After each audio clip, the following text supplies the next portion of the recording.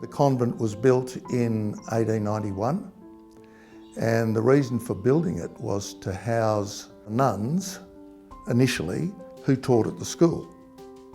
And then later on, it housed not only the nuns, but the students from the outlying areas.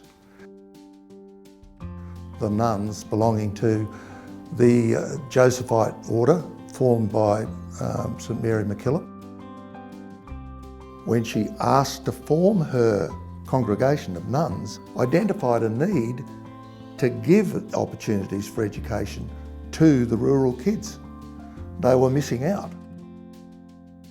I think that the nuns that were able to educate in Bungendore had two main effects. One was it gave the kids who graduated from school, who could read and write, a better opportunity for employment.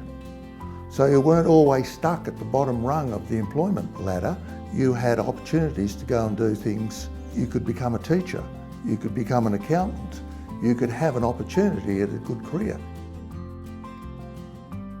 I think it's a beautiful building, and I think that having been built in 1891, it is in remarkably good condition.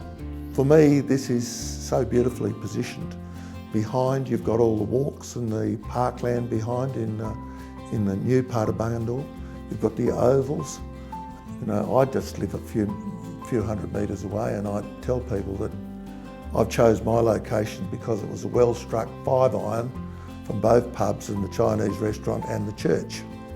And I think the same thing applies to this beautiful building. I've just spent the last 12 months building a house just down the road. So I can't help but look at the way it's been constructed, and it's a beautiful job and well laid out.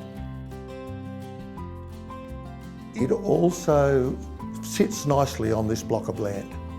There's room down the side, and if you go around the back, it slopes gently down to the creek, Chirallo Creek, and the common and the levee bank, and it's just a very peaceful, quiet area. This whole area is quiet. There's lots of open space that could be used for anything. And a lot of the buildings around here have history to them, and you can see how it fits in. And it's typical of convent structures that you might find in New South Wales. It's a very good example, and I would say that there can't be too many as well preserved as this left in the state. I think this is a beautiful example. I've always wanted to come inside this building, to walk inside it. It's got an ambience you won't get until you look. I'd love to live here.